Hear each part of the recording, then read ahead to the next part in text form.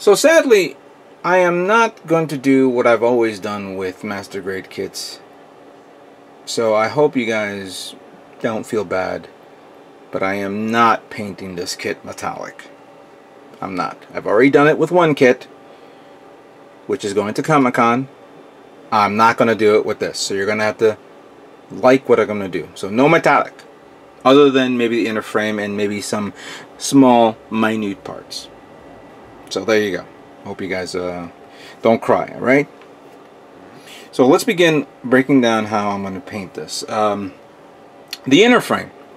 Definitely, of course, I will use gunmetal. Unfortunately, I have very little gunmetal in here.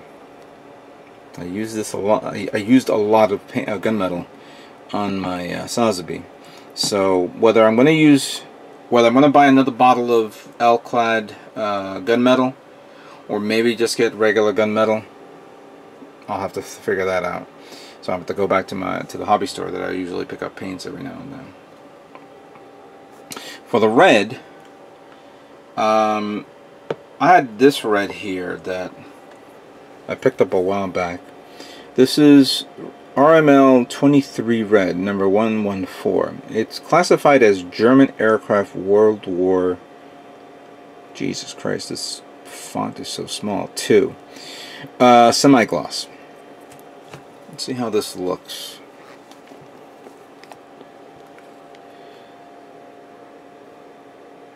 Okay, looks pretty good. It reminds me of the red that I painted on my, what was that kit? Oh, on my Aegis a long time ago.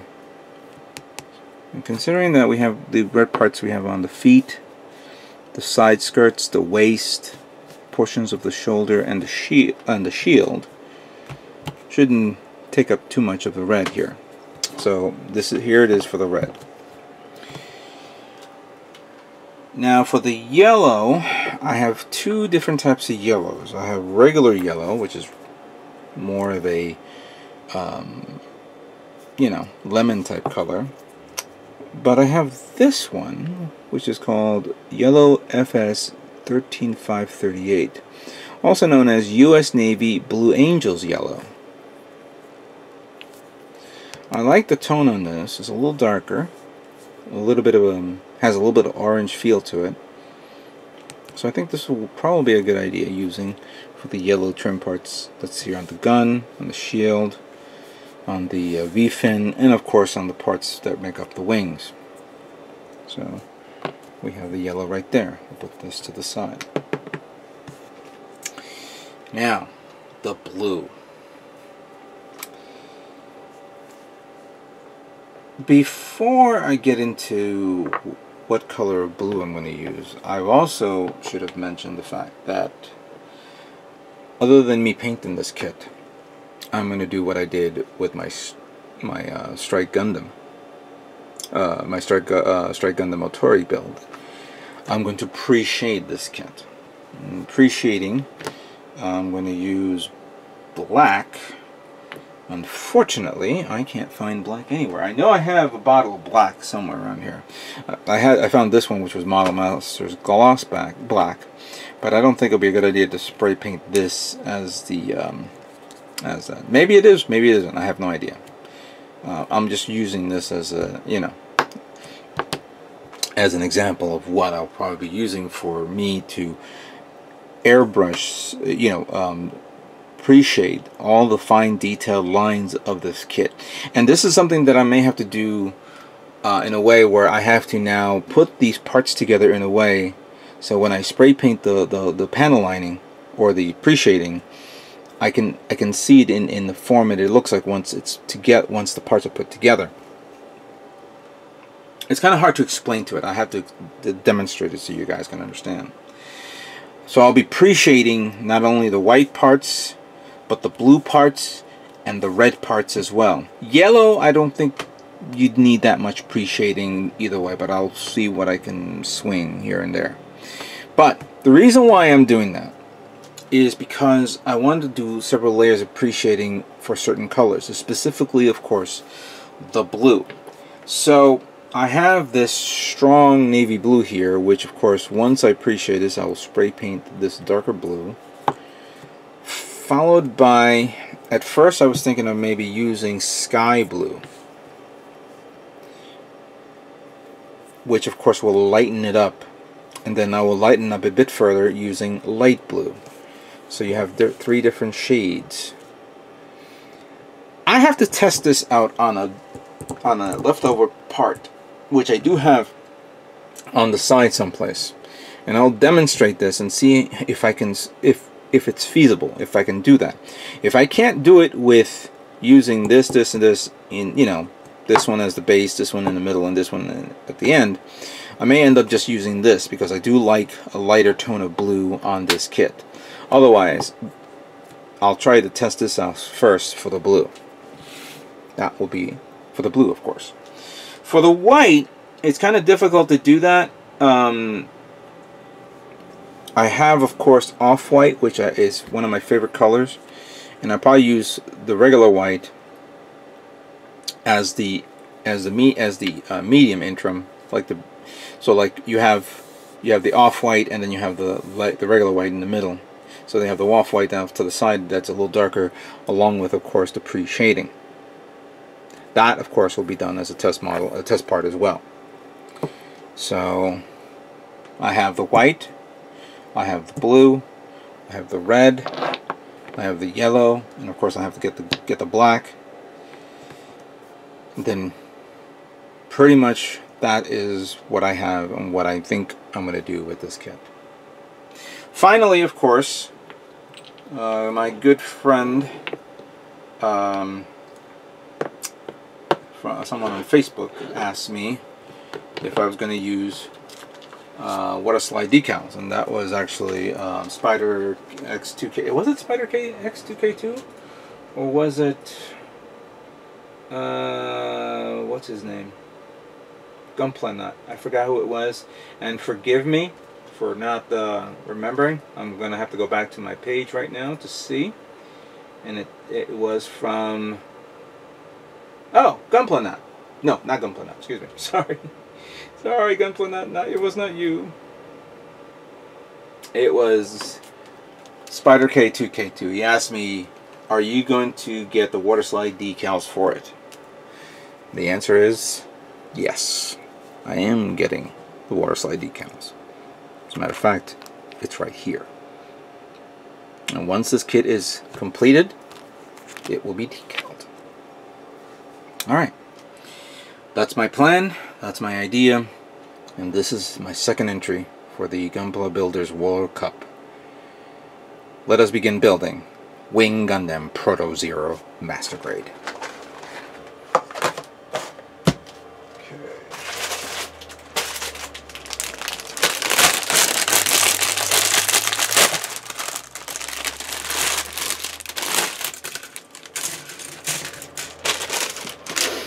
Alright, so we're about a little over 2 months to Comic-Con. I do believe that I have plenty of time for me to work on this kit. I received a few emails and notifications asking me, have I begun work on finishing up the Sazabi? Technically, no, I haven't. I was actually considering of doing that, like working on the Sazabi immediately once I came back. Because I was under the distinct impression that I was going to do 3 kits for the show. With the unfortunate news that that Bluefin Distribution is not going to do the, is not going to allow more than 2 kits to go to the show. That is actually kind of like a godsend for me, because I don't have to like kill myself, at the very last minute, fixing up, working on a kit, working on a 3rd kit. So I have plenty of time to get this done, and then finishing up the Sazabi.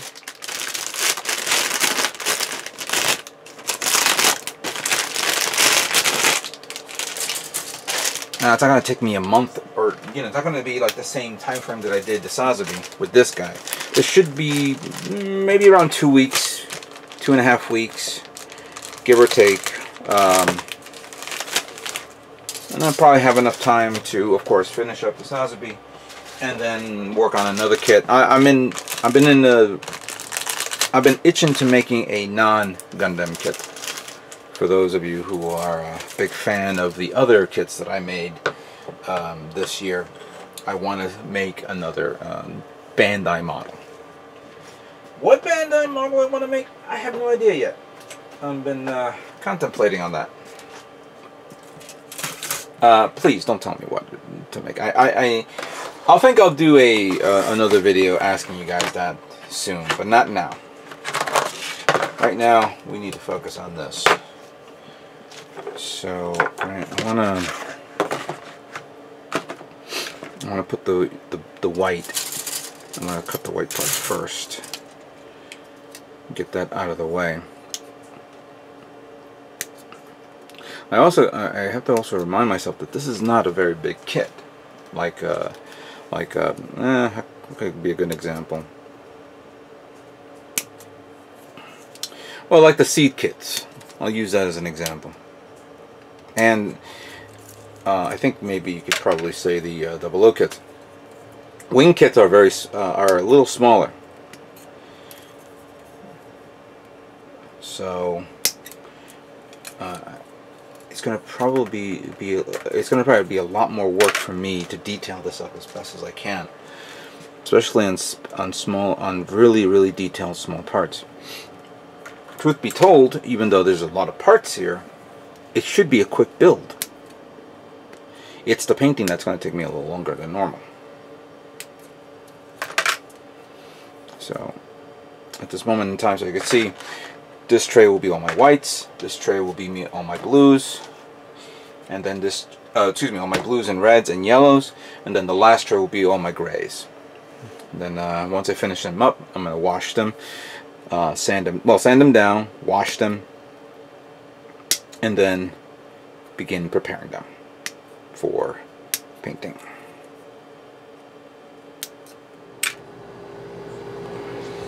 Alright, so as you can see, I have carefully and meticulously removed all the parts from the trees, except for a few parts that I was a bit nervous. Now, this one I don't have to worry about. This one, I don't need to take it out and clean up a bit. I mean, when I come during the course of the build, I will remove these and I'll apply it to each part. I don't know, I'm thinking of trying to do the... If you look at here, you have the part for the eyes, which is green eyes. As a matter of fact, let me make sure that that's correct.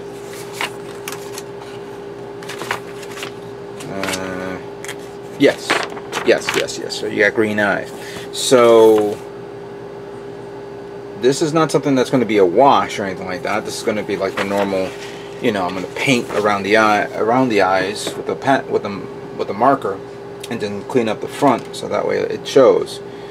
I'm surprised, and of course because of the size of this kit, there's no way to put on an LED light, but at least let's make sure I get it done right perfectly.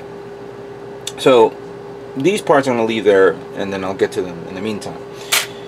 There were other parts here, like for example these very small minute parts.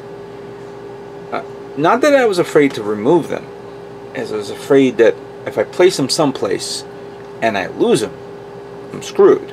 So I said, let me leave them there and then use them when the time comes. Now I have to look through the manual and see which parts I need to pre-assemble first before I begin before I begin painting. I've done this before in the past. Most likely I'm probably going to do it again. I'm not going to build the entire inner frame. Maybe I will, just to test it out a bit or see how it looks. But I just want to make sure I cover some parts that I can pre-build without me realizing, oh great, I painted this and now I could have painted the whole thing while they were together. Instead, you guys understand what I'm talking about. Now there were some parts here that I did begin to assemble, and I said let me keep it there just for now. For example, the shoulder Gatling guns. As you can see here, this one is I had to put them on. I'm going to clean up the sides. I haven't seen a demonstration of this, or actually haven't seen it in the manual of the guns exposed. I see the cover of it, yes, but I don't see. Let me see if it's in here. Okay, so he's attacking. He has his guns out. No, there's not one picture of the. Yeah, there's not one picture, or of the of it exposing its Gatling guns. Let me see the assembly of the body. Maybe it shows. There's the gun. There's the cover, and it shows it covered, but it doesn't show it exposed. Okay, we'll have to figure that out. Yeah, I guess I'm kind of thinking this way because clearly, remember, all is in the presentation. So once I put this kit up in the presentation of the Gundam Builders World Cup, I want to make sure it shows all of its weaponry. Whether it's firing the weaponry forward or split like that, I don't know. We'll figure that out.